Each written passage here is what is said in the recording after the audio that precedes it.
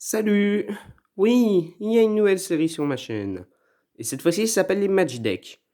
Il n'y aura pas beaucoup de vidéos parce que c'est vraiment des decks que je fais. Magic, ça coûte cher et je m'y connais moins que Yu-Gi-Oh!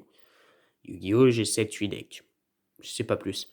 Là, j'en ai vraiment qu'un vraiment fait. Et c'est lui. C'est un deck pas compétitif, fun, mais assez puissant. Donc on va commencer avec les cartes qu'on dit monstres. Ah oui, le but du deck, c'est ce qu'on appelle un deck esprit. Donc voilà, et il me fait invoquer, il me permet de faire défausser des cartes à l'adversaire, il permet de piocher des cartes, d'infliger des dommages à l'adversaire. C'est un deck très puissant. On commence avec la carcasse écailleuse. Donc c'est un esprit, et à chaque fois que je joue un sort d'esprit ou d'arcane, donc lorsque j'invoque un esprit ou que j'active un effet d'arcane, la carcasse écailleuse gagne +2/+2 jusqu'à la fin du tour. Très fort. Kodaman, l'arbre central. En gros, cette carte a une force et une endurance chacune égale au nombre d'esprits que je contrôle. Donc voilà. Ah oui, pour ceux qui ne savent pas, Magic, on peut avoir autant de monstres qu'on veut sur le terrain. Voilà. Donc le Kodama de l'arbre central a transmigration XX, étant le nombre d'esprits que vous contrôlez. Transmigration, c'est en gros, lorsque cette carte est au cimetière, je m'ajoute à la main depuis le cimetière un monstre esprit ayant le minimum, enfin le niveau recommandé. Voilà. Et d'ailleurs, j'ai pas précisé, elle, c'est celle qui coûte le plus cher, elle me coûte 6 de mana. Elle me coûte 5. Maintenant, on va parler du vénérable Kumo, qui m'en coûte 5 aussi. Et il peut bloquer comme s'il avait le vol, et il a une transmigration 4. Donc je vais chercher un monstre qui a minimum 4 de mana, depuis le cimetière, pour l'ajouter à la main. Greffeur de teigne, je peux sacrifier le greffeur de teigne, ce qui me permet de donner +2/+2 à un monstre. Ensuite, il a aussi transmigration 3. Ensuite, nous avons habitant du terreau.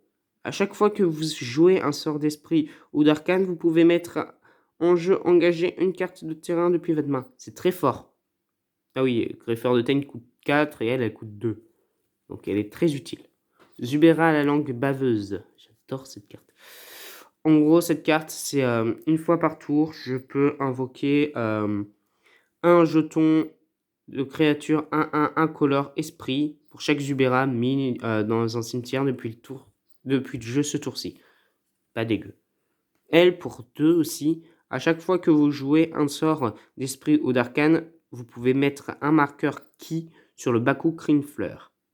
Et pour 1 de mana, je retire autant de marqueurs ki que je veux qu'elle a, cette carte, et j'ajoute autant de mana de la couleur de mon choix à ma réserve. C'est une petite carte qui est la bienvenue, très utile. Camille de Racine Piège. Très forte, elle coûte qu'1 de mana. Elle a défenseur, donc elle ne peut pas attaquer. Heureusement que tu peux pas attaquer. Le Camille de Racine Piège a une endurance égale au nombre de forêts en jeu. Et ça va vite, ça augmente très vite. Et elle peut bloquer comme si elle avait le vol. Voilà, c'est très utile. Maintenant, on passe au monstre noir. Parce qu'on était dans les verts. Maintenant, on est au noir. Avec elle qui coûte 6 de mana, Inam Aspect de la mort. Quand Inam Aspect de la mort arrive en jeu, vous pouvez chercher dans votre bibliothèque n'importe quel nombre de cartes d'esprit et les mettre dans votre cimetière. Si vous le faites ainsi, mélangez votre bibliothèque. Ça me défausse des cartes, enfin, ça me fait piocher en quelque sorte. Avec ce deck. Camille la démence, il a vol et transmigration 5, et coûte 6 de mana, il est pas dégueu. Voleur d'esprit, pour 3 de mana, transmigration 2, et à chaque fois que je joue un sort d'esprit ou d'arcane, l'adversaire ciblé perd un point de vie et vous gagnez un point de vie. Vous voyez l'utilité d'avoir beaucoup d'esprit dans ce deck. Elle, Zubera à la peau cendreuse, c'est un petit peu le même effet que l'autre Zubera, sauf que elle, c'est l'adversaire défausse. Voilà, je le fais défausser. À la place d'invoquer des monstres, lui, il perd les cartes dans sa main. Elle, même effet, sauf que elle me fait piocher. Pour tous les Zubera envoyés au cimetière ce tour-ci. Donc, minimum 8. Virgile de solitude. À chaque fois que vous jouez un sort d'arcane ou d'esprit, la créature ciblée acquiert le vol jusqu'à la fin du tour. Le vol, sachant que ça permet d'éviter, en fait. Le vol passe au-dessus des monstres qui n'ont ni vol ni rempart. Enfin, qui ne peuvent pas bloquer, justement. Maintenant, on passe aux cartes comme ça. Donc nous avons l'enchantement Ondaine de la toile de vie.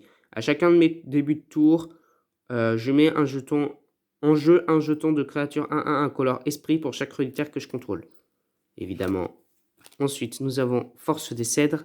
Créature ciblée gagne XX jusqu'à la fin du tour, X étant le nombre de terrains que vous contrôlez.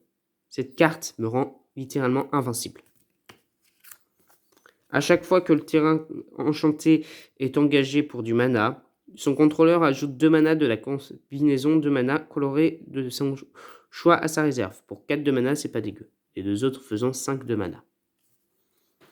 Elle en fait 4 aussi, et me permet de gagner un point de vie pour chaque terrain que je contrôle. Donc avec mes combos, je gagne beaucoup de vie. Portée du Kodama. Je vais chercher pour 3 de mana, ouais. Je vais chercher dans ma bibliothèque 2 cartes de terrain de base. Je révèle ces cartes et j'en mets une en jeu engagée, donc déjà comme ça, et une dans la main. Puis je mélange la bibliothèque. Très fort. Rythme du printemps. Pour 3 de mana, à chaque fois qu'un joueur engage un terrain pour du mana, ce joueur ajoute un mana de ce type à sa réserve. C'est un petit peu pareil, mais en moins fort, mais elle coûte moins cher. Croissance incontrôlée. 3 de mana. La créature ciblée gagne +4/+4 jusqu'à la fin du tour. Si c'est un esprit, il acquiert le piétinement jusqu'à la fin du tour. Piétinement, c'est l'équivalent des dommages perçants dans Yu-Gi-Oh! Voilà. Terrain fertile. À chaque fois que le terrain enchanté est engagé pour du mana, son contrôleur ajoute un mana de la couleur de son choix à sa réserve. Pas dégueu. Pour 2 de mana. Pour 2 de mana, je gagne 3 points de vie. Voilà. Déferlement en revitalisant. Et imprégnation d'arcane, c'est je monte cette carte depuis la main quand je joue un sort d'arcane et il gagne cet effet. Cette carte restera dans ma main. Donc très utile. Pour un de mana, puissance du Kodama, la créature ciblée gagne +2/+2 jusqu'à la fin du tour et il a imprégnation d'arcane. Ouvrez les portes. Pour 1 de mana, c'est je vais chercher un terrain de base ou une carte de porte, je la révèle et je la mets dans ma main.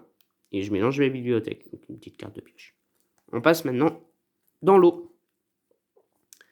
Donc, c'est une rituel qui me permet d'engager toutes les créatures que le joueur ciblé contrôle. Ces créatures ne se dégagent pas pendant la prochaine étape de dégagement de ce joueur. Donc en gros, ces créatures sont bloquées. Mais cette carte, et elle coûte 4 de mana. Cette carte, j'ai en 2 fois parce qu'elle est très utile. Celle-là, normalement, j'ai en 3 fois. Elle me permet de piocher 2 cartes. Pour 3 de mana. Donc, déjà 6 cartes piochées. Elle, pour 3 de mana aussi, elle me permet d'empêcher l'adversaire d'attaquer. La créature enchantée ne se dégage pas pendant l'étape de dégagement. Elle engage la créature. Enfin, voilà. Jamais en 3 fois parce que je suis le pire de tous les cancers. Conseil des Soratami pour 3 de mana. Piocher 2 cartes. Toujours utile. Pour 3 de mana, nous avons Inquiétante Procession qui me permet de chercher dans ma bibliothèque une carte d'arcane. Donc arcane, c'est marqué ici. De la révéler cette carte et de la mettre dans ma main. Je mélange ensuite ma bibliothèque. Très puissant. Soulevé par les nuages me permet de donner le vol à une créature pour 3 de mana et pour 2 de mana, imprégnation d'arcane. Marionnettisme psychique. Pour 2 de mana, engager ou dégager le permanent ciblé. Ou pour 1 de mana avec imprégnation d'arcane. Maintenant, on passe pour les cartes noires. Donc il n'y en a pas beaucoup, mais elles sont très puissantes. Ondaine des confins de la nuit, au début de votre entretien, l'adversaire ciblé se défausse d'une carte pour chaque reliquaire que vous contrôlez. Je vous rappelle que j'en ai en tout 2. Elle coûte 4 de mana. Elle coûte aussi 4 de mana et me permet en tant que de coût supplémentaire, je sacrifie un nombre d'esprits que je veux et l'adversaire perd 2 points de vie plus 2 points de vie supplémentaires pour chaque esprit sacrifié de cette manière et je gagne autant de points de vie. Très puissant. Elle, faillite sanglante. En tant que coût supplémentaire pour lancer ce sort, sacrifier 2 créatures, piocher 3 cartes. Avec les Ubera, cette carte est très forte. Et maintenant, on passe avec ces cartes. Donc vous pouvez remarquer qu'il y a beaucoup de terrain forêt. Il y a un petit peu d'îles. Et il y a 4, littéralement, marées. Et c'est complètement normal parce que j'ai pas beaucoup de cartes marées et j'ai besoin que de ça. Bon, j'ai fini cette vidéo. Je vous dis à bientôt.